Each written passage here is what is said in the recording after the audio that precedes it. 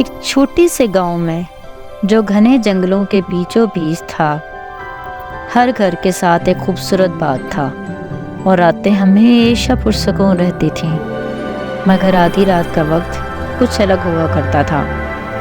گاؤں کے کنارے ایک اور گھر تھا جس میں 2 بہن بھائی رہا کرتے تھے، میکس اور بیلا۔ وہ بہت بہادر تھے اور اکثر جنگل کی سیر کیا کرتے تھے۔ وہ اونچے اونچے درختوں پہ چڑھتے، کھیلتے کودتے، انہیں کبھی ڈر محسوس نہیں ہوتا تھا۔ لیکن ایک چیز تھی جس سے وہ بھی بہت ڈرتے تھے، وہ تھی آدھی رات کی بلی۔ کہا جاتا تھا کہ جب رات کے 12 بجتے ہیں تو اس علاقے میں ایک بلی نمودار ہوتی ہے جو اپنی روشن آنکھوں کے ساتھ آگے پیچھے بھاگتی گھومتی رہتی ہے، اور جو آدھی رات تک جاگ رہا ہوتا ہے، بلی اس کی کھڑکی کے اوپر دستک دیتی ہے۔ اور کچھ لوگوں کا تو یہ بھی کہنا تھا کہ وہ بلی تو باتیں بھی کرتی ہے، جبکہ کچھ لوگوں کا خیال تھا کہ یہ صرف ایک سایہ ہے یا کوئی بلا ہے۔ سب اس سے بہت ڈرتے تھے۔ ایک رات میکس اور بیلا دیر تک جاگتے رہے۔ چاند پورا تھا، اپنی جگمگاہٹ کے ساتھ روشنی ڈال رہا تھا اور ہوائیں بہت تیز چل رہی تھی۔ کھڑکی تیز ہوا کے ساتھ بج رہی تھی کہ اچانک ایک اور آواز آئی، ٹھک ٹھک ٹھک۔ اور پھر میکس نے دیکھا کہ کھڑکی میں سے 2 چمکدار آنکھیں نمودار ہوئیں۔ اس نے بیلا کو آواز دی۔ بیلا نے جب دیکھا تو دونوں کا دل زور زور سے دھڑکنے لگا۔ یہ تو آدھی رات کی بلی ہے میکس، اب کیا کریں؟ اب اس سے کیسے بچیں گے ہم؟ لیکن اتنی دیر میں اچانک ہی وہ بلی سامنے آ گئی اور اپنی آواز میں بولی، کیا تم لوگ میرے ساتھ چلو گے؟ میں تم لوگوں کو لینے آئی ہوں۔ مجھ سے ڈرنے کی ضرورت نہیں، میں تمہارے ساتھ کچھ دیر کھیلوں گی اور صبح ہوتے ہی میں واپس چلی جاؤں گی۔ پھر میکس اور بیلا ایک دوسرے کی طرف دیکھنے لگے اور خاموشی سے اس کی طرف دیکھ کر بولے، تم کیسے بول سکتی ہو؟ ہم نے تو کبھی کسی بلی کو بولتے ہوئے نہیں دیکھا۔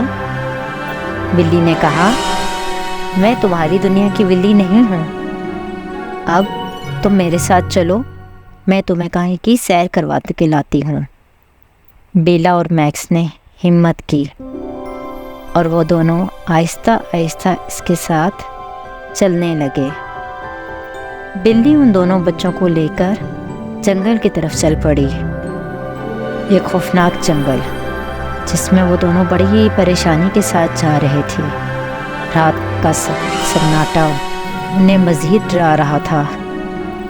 بلی نے آواز لگائی، میرے پیچھے آؤ، تمہیں پتہ چل جائے گا میں تمہیں کہاں لے کر جا رہی ہوں۔ اور وہ انہیں گھنے درختوں میں لے کر چلی گئی۔ وہ دونوں پیچھے پیچھے اس کے ان گھنے درختوں کے اندر چلتے رہے اور ایک درخت کے پاس جا کر رک گئے۔ یہ ایک جادوئی درخت تھا، اس کے اوپر ایک گھر بنا ہوا تھا جس پر چمکتی ہوئی بلیاں بیٹھی ہوئی تھی، اور وہ زمین سے تھوڑا اوپر تھا۔ یہ میری جادوئی پناہ گاہ ہے، بلی نے کہا۔ یہاں ستارے قریب ہوتے ہیں، سب کچھ ممکن ہوتا ہے، لیکن بہادر لوگوں کے لیے۔ جو ڈرتے ہیں وہ یہاں تک نہیں آ سکتے، لیکن تم دونوں بہت بہادر ہو، میں تم لوگوں سے دوستی کرنا چاہتا ہوں۔ میکس اور بیلا نے رات درخت پر گزاری، چمکتی ہوئی شاخوں پر پھسلتے ہوئے، اور آگے پیچھے باقی بلیوں کو دیکھا۔ وہ بہت خوبصورت تھیں، آگے پیچھے جادوئی مخلوقیں گھوم رہی تھی۔ یہ بڑا عجیب سا منظر تھا جس نے ان کو ایک عجیب سی خوشی دی تھی۔ وہ اپنی اس خوشی کو ایک دوسرے کے ساتھ بانٹنا چاہتے تھے۔ لیکن کیا کرتے، صبح کی روشنی ہونا شروع ہو گئی اور آہستہ آہستہ وہ ٹائم گزرتا گیا۔ بلی نے ان سے کہا، اب تمہارے گھر جانے کا وقت ہو گیا ہے، تمہارا بہت شکریہ کہ تم میرے ساتھ یہاں آئے اور مجھے اپنا وقت دیا۔ بلی نے ان سے کہا، اور بلی نے انہیں اپنے درخت سے نیچے اتار دیا، اور پھر اچانک جیسے ہی صبح کی روشنی نمودار ہوئی وہ درخت غائب ہو گیا۔ اب وہاں کچھ بھی نہیں تھا سوائے کالے درختوں کے۔ آگے پیچھے سے وہی عام درخت دکھائی دے رہے تھے جو پہلے ہوا کرتے تھے۔ میکس اور بیلا وہیں کھڑے سب کچھ دیکھ رہے تھے کہ اچانک سے یہ سب کچھ کیا ہو گیا، کہاں چلے گا وہ سب کچھ، وہ بلی کہاں چلے گی۔ لیکن وہ دونوں خوش تھے کہ ان کی رات بہت مزے کی گزری۔ انہوں نے ایسا کبھی نہیں دیکھا تھا اور نہ ایسا کبھی سوچا تھا۔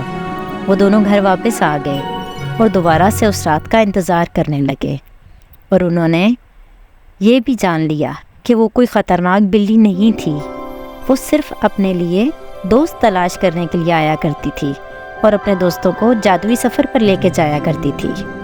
اس کے بعد میکس اور بیلا اس کا ہر رات انتظار کرنے لگے۔